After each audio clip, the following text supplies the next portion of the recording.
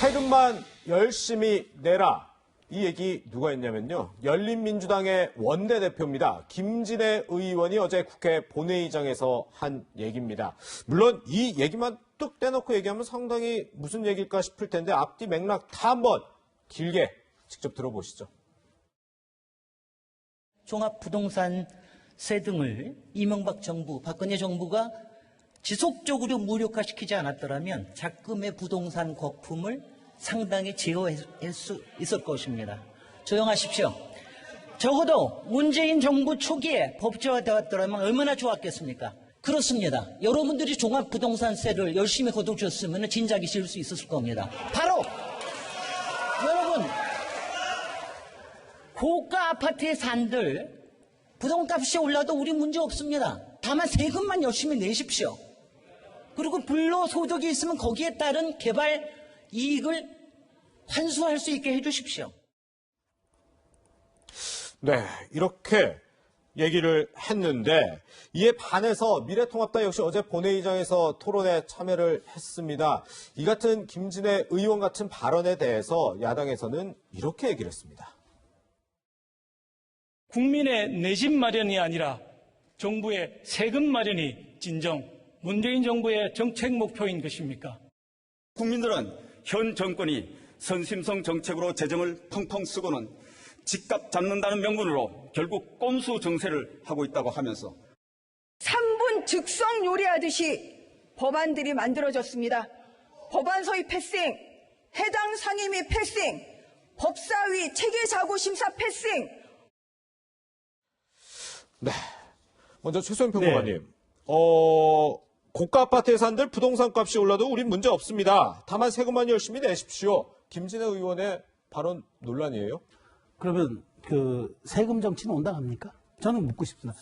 국민이 세금을 내는 건 당연한 거죠. 그런데 세금이라는 게 국민을 혼내는 도구가 아닙니다. 세금이라는 것은 국가가 운영하기 위해서 우리가 최소한의 그 권리와 의무 다하는 차원에서 내는 건데 이분의 말씀은 그 세금, 그러니까 고가 아파트 많이 살고 하는 세금 많이 내면 된다는 얘기인데 저는 이렇게 접근하는 방식이 과연 옳은가라는 문제를 지적하지 않을 수 없는 거죠. 그러니까 사실 우리가 종부세 많이 거두면은 임대주택 많이 짓냐고 저는 또 거꾸로 반문하고 싶은 게 아니 그것이 종부세라는 게 이제 노무현 정부 때 시행한 거지만 사실 이 모든 것들을 이제 과거 정부의 책임으로 이렇게 자꾸 돌리면서 가는 것 저는 정말 제가 동의할 수 없고요. 특히 김진애 의원은 이렇게 지금 문제를 굉장히 어떤 그러니까 세금 문제로 치환함으로써 주택 문제에 저는 본질을 그리는 것 같아요. 네. 그런 점에서 저렇게 아주 자극적이고 그렇게 저런 발언들은 사실 오히려 이 부동산 문제를 더 사실 저는 혼란에 빠뜨리는 그런 쪽으로 유도하는 것 아닌가 싶어서 네. 사실 굉장히 좀 부적절한 발언으로 저는 봤습니다. 예. 네, 사실 김진애 의원의 발언이 논란이 되니까 본인이 직접 해명에 나섰습니다. 그런 취지가 아니었다라고 말하고 있는데요. 어떤 해명인지 직접 듣고 오시죠.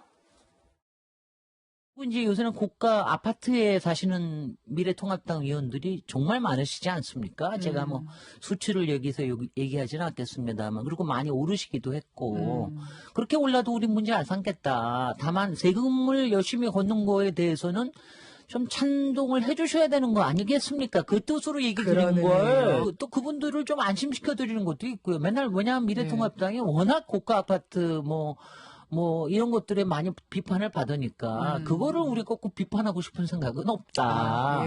그렇지만, 적어도 그만큼 오르고 그랬으면 조금 세금 더. 김진애 의원이 사실 어제 발언이 논란이 되고 난 이후에 보도자료를 내서 기사를 쓸 때도 좀 잘 써달라라는 취지로 보도자료를 정정하기도 했고 또 오늘 저렇게 라디오 인터뷰에서도 말했는데 사실은 여기서 말한 주체가 통합당 의원들이다라고 하고 있는데요. 이해가 가시는지요? 네, 저도 이 해명성의 오늘 라디오 인터뷰 전문을 봤는데 네. 본인의 해명에 따르면 자기는 이제 그 당시에 이게 원래 준비했던 원고가 아니라 본인이 이야기하는 어떤 정책적인 부분에 대해서 미래통합당 의원들이 야유 섞인 이제 어떤 반응을 보이니까 내가 애드립으로 이런 얘기를 했다. 그리고 미래통합당 의원들에게 이제 던지는 메시지였다고 했는데 이 의원은 어떤 국회 본회의장에서 발언을 할 때 그게 특정 정당을 향했다고 국민들이 받아들이진 않겠습니까? 그래서 네. 그 해명은 본인한테는 이제 납득이 될지언정 이제 많은 국민들한테는 납득이 안 된다고 보고요. 저는 이 발언 자체의 어떤 부적절성은 이 세금과 관련해서 지금 얼마나 민감한 문제입니까? 특히 종부세 관련해가지고서는 1주택자에 대해서까지 이제 다소 그 비율은 다주택자들과는 이제 차이가 있지만 1주택자, 그러니까 고가의 아파트에 살고 있긴 하지만 사실상 그것을 어떤 투기 목적으로 보유하고 있다고는 보기 어려운 국민들에게까지는 그런 고액의 세율을 매기는 게 좀 부당하지 않는가라는 목소리가 지속적으로 나오고 있고 네. 이 부분에 대해서는 정책적인 검토가 분명히 좀 필요한 부분이 있어 보입니다. 그런데 아파트값 오르는 게 무슨 문제냐? 이건 세금을 내고 불로소득을 환수하면 되지 않겠냐라고 다소 뭐 애드립이라고는 하지만 좀 덜 익은 것 같은 정책적인 발언을 한 거는 이제 본인이 또 건축 정말 전문가시지 않습니까? 네. 이런 부분에 대해서는 좀 새겨들을 부분이 있지 않을까 생각합니다. 네. 그런데 지금 어쨌든 여권에서는 다주택자들에 대해서 조금 이렇게 세금을 많이 올리고 이런 움직임을 보이는데 김진애 의원은 본인이 사주택자라고 그러더라고요. 그렇죠. 본인이 또 4주택자니까 다주택을 소유하고 있고 그것도 이제 강남에 이제 여러 채를 갖고 있다고 예. 보도가 나오고 있어서 그 말의 어떤 진정성 이런 부분에 대해서도 비판 여론이 있는 걸로 보이는데 아마 이제 본인도 내가 강남에 여러 채를 갖고 있으니까 나도 부동산값 올라도 괜찮다. 이걸 세금으로 내겠다. 그리고 이게 양도 차익이 발생하면 나도 이거를 다 국가의 세금으로 이게 환수하도록 할 의사가 있다라는 뭐 의지를 표명했다는 측면에서는 본인이 다주택자임에도 불구하고 본인의 어떤 형편 그리고 본인이 처한 경제적 상황과는 다른 어떤 정책적인 목소리를 내는구나라고 평가할 수도 있어 보입니다. 네. 이런 모습에 대해서 사실 최근에 연설로 좀 화제가 됐던 미래통합당 윤희숙 의원은 이렇게 반응을 보이기도 했습니다. 여당은 법의 취지가 약자를 보호하는 것이니 다른 모든 건 상관없다는 용감한 태도였다. 법을 만드는 사람이 과하게 영감한 것도 걱정이지만 편가르기 선동과 결합하면 정말 답이 없다.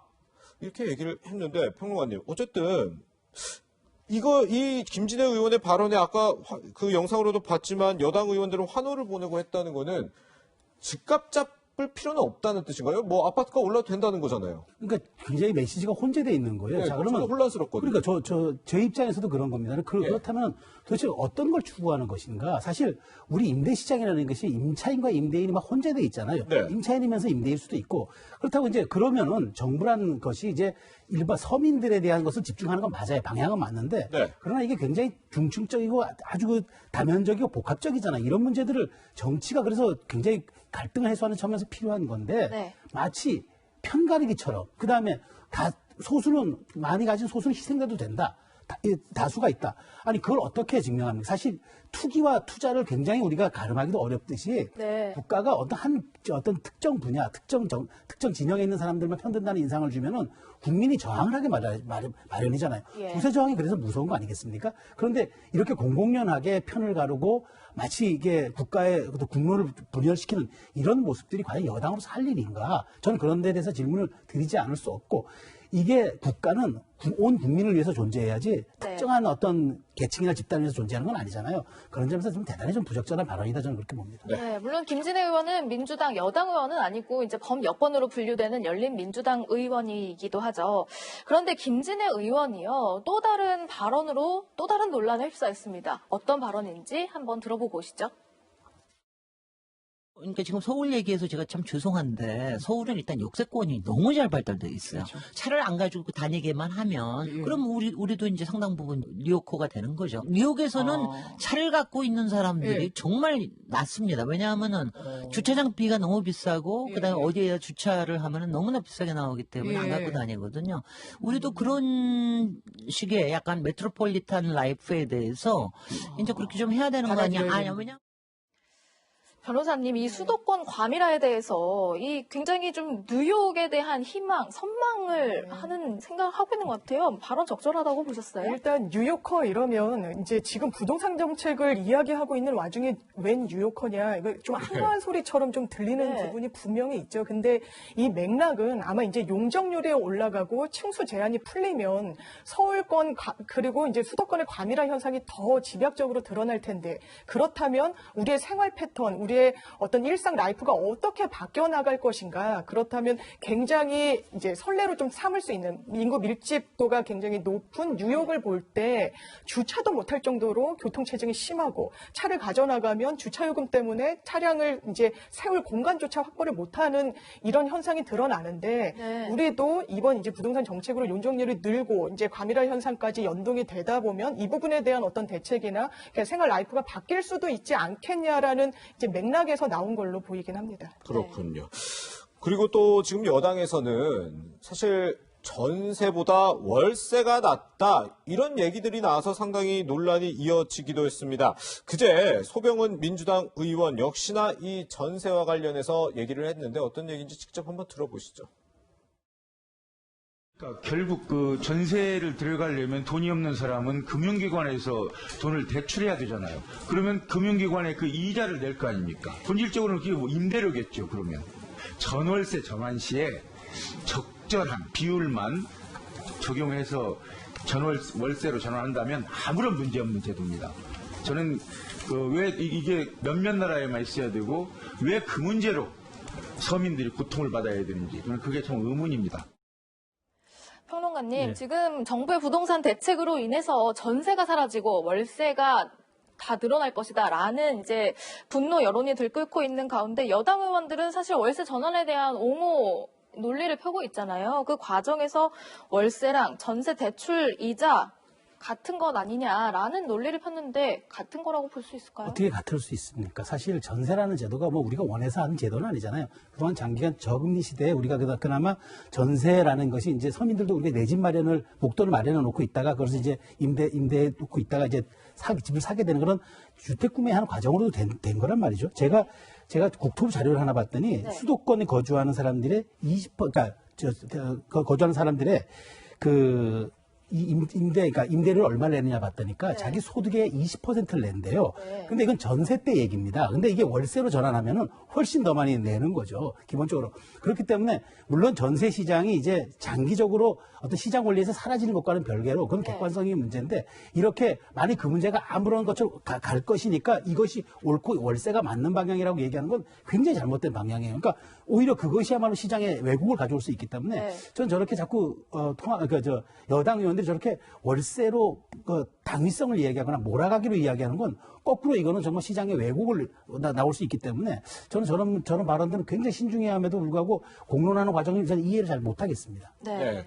이렇다 보니 이게 자꾸 월세 전환에 대한 발언 이런 게 논란이 되다 보니까 김현미 국토교통부 장관은 이 전세에서 월세 전환할 때 뭐 어느 정도 규제 같은 걸 하겠다 이런 입장을 밝힌 것 같아요. 어떤 내용이에요? 일단 전세금을 월세로 환산할 수 있는 게 주택임대차 보호법에 이제 규정이 있습니다. 예, 예. 실장 금리에서 3.5%를 넘게는 이거를 전환 그 요율을 적용하지 말라는 건데 예, 이를테면 뭐 3억 원짜리 보증금을 월세로 전환한다고 하면 3% 계산해가지고 그것을 월세 보증금으로 계산을 해내는 겁니다. 이게 한 1억 2천 정도가 되는데 월세로 나눈다면 한 월 100만 원 정도가 되겠죠. 그러니까 이 정해진 비율이 있는데 그것을 더 낮추겠다는 겁니다. 그러면 이제 월세와 관련된 어떤 그 전환했을 때 비용이 저감이 되는데 이런 정책의 문제점은 너무 정부가 시장에 과도하게 개입할 수 있다라는 역풍이 분명히 야기가 될 수 있기 때문에요. 이건 시장에 사실은 맡겨야 되는 겁니다. 어떤 시장의 가격과 월세로 전환된다는 게 가이드라인을 치더라도 이걸 너무 빠듯하게 칠 때 당연히 이제 임대인으로서는 상당한 반발을 가져올 수밖에 없기 때문에 네. 지금 이렇게 이제 정책을 바꾸겠다고 이제 관련 법령을 규제하겠다고 얘기하고 있지만 이 역풍을 생각했을 때는 관철할 수 있을까 좀 이런 의문이 드는 것도 사실입니다. 네. 국민들의 일상생활에 가장 많이 영향을 미치는 예민한 부동산 정책 관련 얘기가 나오고 있는데 사실 정치권이 무분별한 발언으로 혼란만 부추기는 것 아니냐라는 지적도 함께 나오고 있어서 안타깝습니다.